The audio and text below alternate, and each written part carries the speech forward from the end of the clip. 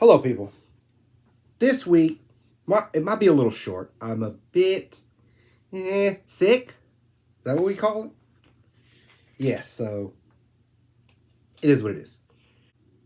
I'm going to try not to hack up a lung. This week, I decided to read A Darker Shade of Magic. I think I saw it at a Walmart. It has a cool cover. So I saw it at a Walmart. And then I decided to check if it has it on Audible. It does.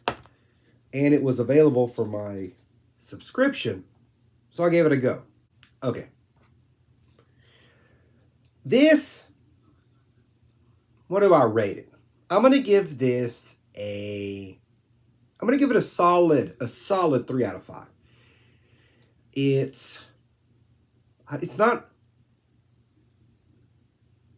overly flowery, well written, this kind of verbiage, but I think it's on purpose, right? I don't think it's, what is it? You don't feel a lack of ability from the author. It's a choice. It's a simple story to get across, simple to digest, and that simplicity makes it more effective. So if you want some kind of mage magic Britain kind of story, you'll be fine with this. Just a mage story. Yeah, it'll be fun. It's not long. It'll be fun. There's 3 parts to it. I haven't read the other parts. It ends well enough that you don't have to worry about the other parts if you were inclined. It's one of these. It's self-contained. We start off slow, and the author takes their time to really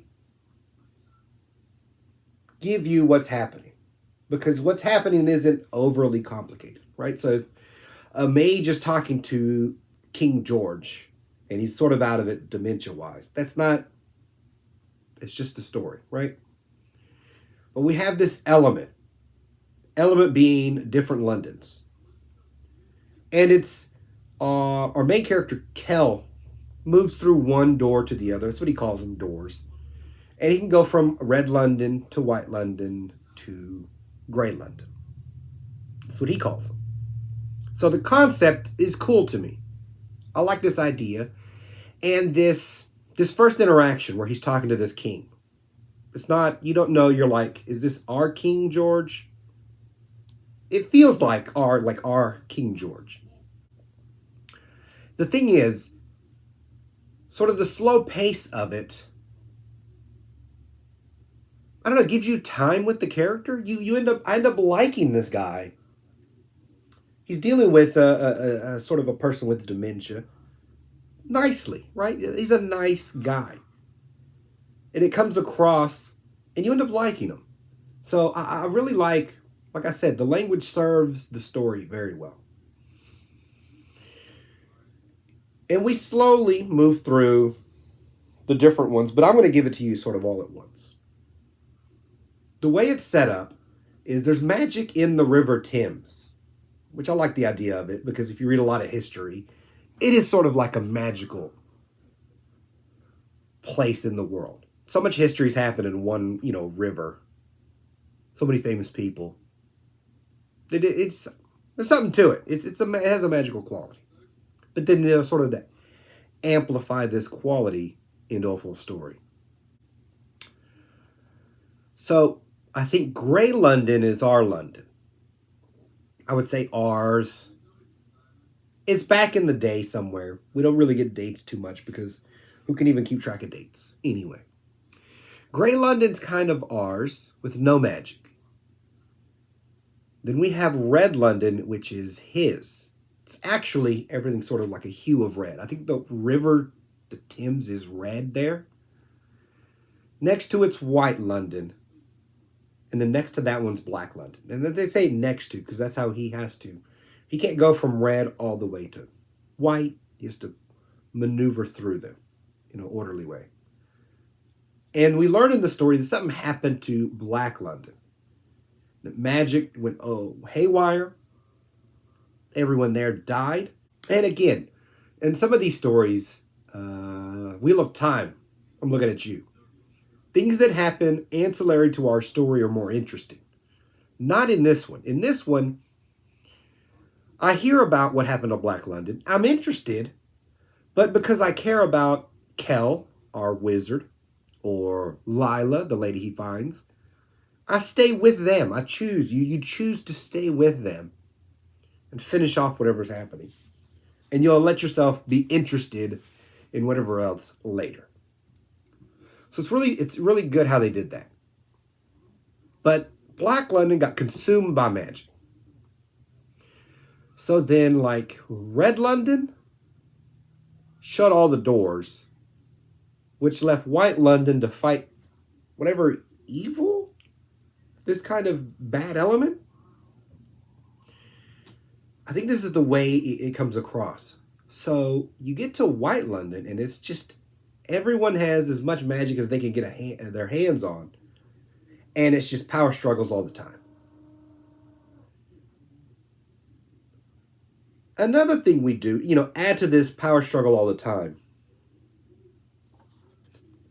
The people in charge of White London, Athos and Astrid. It immediately made me think of one of these like old ancient kings of England. And it's like Eothid or some weird, almost Welsh sounding name like this, right? They had an old actual king called this, right? And so you're like, in my head, and the story does nothing to sort of dissuade this, but it doesn't blatantly say it either. In my head, it feels like if sort of those kings had never got taken over by the Vikings or by the Romans, whatever, it's just, if that history hadn't got upheaved when it did, whatever it did, what would the England sort of look like? And then add magic. That's the feel I got. It had a historic kind of a feel to whatever London you were in. London itself carried a good weight on this. It just made every place feel real. We have Kel. He's moving around. He has a job to do. He has to go from place to place. He sort of, in a way, serves every king, in a way, of the Londons. He tiptoes around the white one because they're vicious. I love the funnest part of this book, the biggest chunk to me, is just the mageness of it. And when I say that, I mean, like a wizard, a mage, a magi, whatever you want to call them. These people, I like in stories when they just sort of wander off. And a lot of times you would say, don't go down the dark tunnel. Mages always go down the dark tunnel. They're just too curious. Something about having, magical powers, and they're like, I think I could get out of it. And then I'm with them. I'm like, if I had magic powers, I'd go in there too. And then the problem ends up, bigger than it needs to be. I love this feel. And this book has a lot of this feel. There's one point where Kel, our mage, is just sort of sitting in a bar. And what he calls an enthusiast is coming up to him. What's his name? Ned. Ned is convinced he has some kind of latent magical something. Kel is like, in his mind, he's going, you have nothing. There's no part of you. But he spends time like haggling with him over minutia, right? There's a little kit. If you can move the rock or the sand in the kit, it shows how much magical you have or what type of magic it is. Guy has nothing. And like, you would think that's a waste of time, but it doesn't feel like a waste of time. Because mages love these interactions. They get into stuff. And I love that Kel, we get some time with that. Where he's just involved. Because when the crap hits the fan, they're always like, I know a guy in this place. He'll go to a pawn shop and I got to get this tool from him. You don't know that unless you've been wandering around talking to people. Like me, I just read books. I don't know guys in places. I couldn't get you things. Mages do. They wander around. They get into stuff. I love that this happens in this book. It's not a big deal. It doesn't sidetrack heavily. it's more like an essence in the story. He's supposed to at some point deliver something, some kind of deal. And in amongst the deal, he gets this sort of a black stone. Things go squirrely. So he has to bail out. He almost dies. And he ends up meeting Lila. Lila is your streetwise British, pickpocket, basically. She'll kill people if she has to. She doesn't like killing people, but she got to do what she got to do.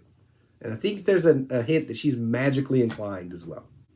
I know they make a point about everyone who can do magic or the race that can go through the doors having one solid like black eye, that the magic made it all black, and that she ends up with a missing eye. They sort of spring it on you, but again, by this time you're already invested, so you're not too mad at it. That's another thing about the verbiage we use. Because it's not, let's say, elevated verbiage, it's very basic, then my expectations don't elevate either. So that when conveniences happen, I don't take it as bad, right? I'm fine with it. My expectations were low. This doesn't shatter low expectations, so we move on. It's solid use of language. It doesn't always have to be big and overblown. The author should use the verbiage that best suits their story. It seems obvious, but some of them don't. Some of them want, you can tell when they're writing, they want this big Shakespeare moment.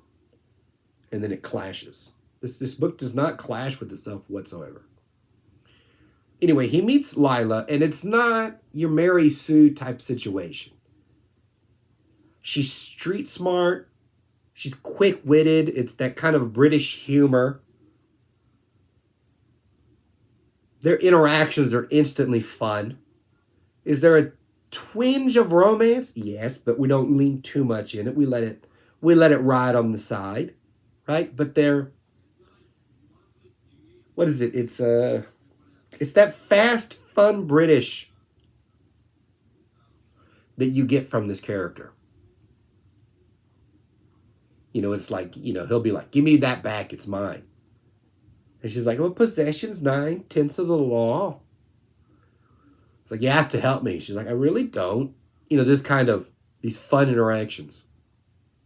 She's a fun character. And she's not forced in any way. She's pushy. She'll push herself into things. She forces him to take her out of Grey London into the white, the thing is you have to end up taking this stone to the Black London and dropping it there, otherwise it's not safe anywhere. It's too much evil magic. That's what he says. So she's like going with him, and then before long, she's attacked by another mage called Holland. He's pretty evil, but enslaved to our Athos and Astrid. Enslaved to evil kings. I get the sense, like, it's one of these things, like, is he enslaved or is he sort of biding his time?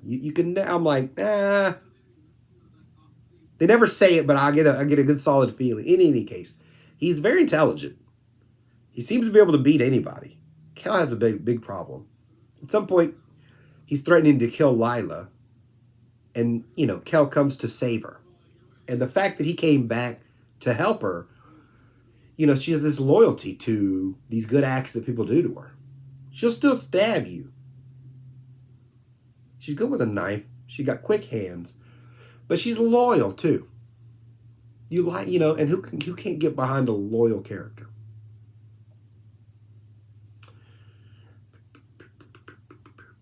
People do, and speaking of getting stabbed, people die randomly in this.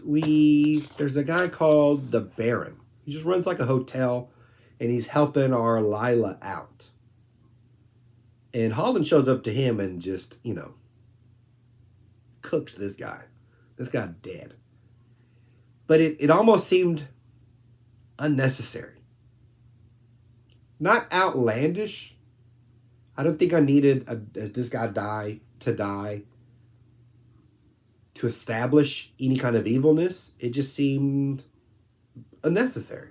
I felt real bad for the guy. The guy didn't really do much wrong, but then he ate it. But sometimes life is like that, right? Good people eat it. What can you do?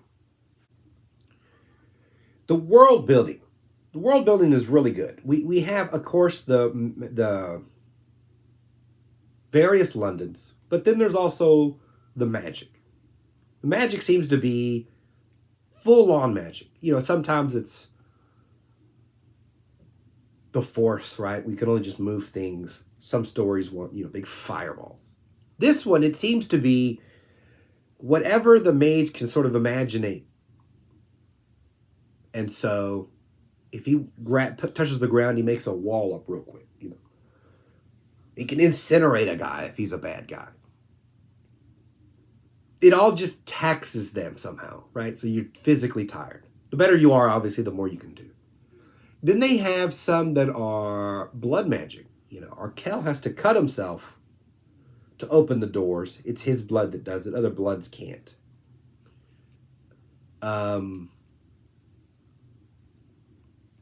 We have a type of magic that's possession magic. It's supposed to be illegal. They will, if they find out you did it, they'll take you, arrest you, and then force magic out of you. Put a seal on, right? Some kind of a seal. Which we have a shop owner who does that. A pawn shop owner. This guy ends up dead too for no reason. And I'm like, oh, what are you just killing people for? Unnecessary. Unnecessary. But of course, there are no rules in White London. And they are the ones who set all this off. I don't know where they found these two stones. Well, one stone. They broke into two, I think. In any case, they were trying to get Kell possessed so that they can, I guess, open a door into Black London, get more power, open the gates. They're psychopaths, really. They're psychopaths. And once they're at the top of White London, then they want more. And knowing there are other Londons, they want to take those over too. So we have a big fight ensue. Now, when Kell grabs this stone, Lila does it too. She can grab it and make a sword appear. The stone's uber powerful. So when Kell grabs it, it no longer becomes uber power. It still is uber powerful, but the story is, the element we're looking at isn't its power. It's its power overtaking him, right? His veins start to go black. It starts to, he could feel it infecting his heart, this kind of thing. So that becomes, he's fighting the evil guy with the stone and try not to get taken over at the same time. And you can see the evil guy, it's one of these, I'm going to have a monologue with you before, as I'm killing you. He does one of those things, which is why I have this feeling that even though he ends up killing the evil mage, I think they kill him and send him with the stone through, and we're done with it. I feel like it was his plan all along, because it shattered the seal that had him enslaved. So I'm like, I don't know. Mages end up with deep, convoluted plans. So in my head, that's how it worked. I think he planned this crap. I think he's a slick Rick. And I like it. I'm here for it. In any case, you're trying not to get overrun by it. Eventually, we end up with, I think Astrid, the evil one, is possessing people's bodies through. So she's in White London, possessing people in Red London. And by people, I mean a bunch of them. Like the royal court. And the prince, soon to be king, which is Kell's brother. And we end up with one of these, when you're possessed, then I can threaten suicide, which is just murdering the person this other person cares about. He goes through with it. I mean, she makes the guy stab himself right in the heart. And Kell has to Which again, another thing I love about mages. He uses the power of the stone and him to bind his life essence to his brother. Just a full on, I think he tried, I don't think he was able to sacrifice. It's not like a warlock. He couldn't self-sacrifice and give the essence to his brother, but he bound himself to. And it's just, I could tell it was coming, let's say. I could tell it was coming, and I still enjoyed it when it happened. I love when mages just go over the top with mage stuff, because again, that's what you're supposed to do. You're a mage. Why are you going easy, bro?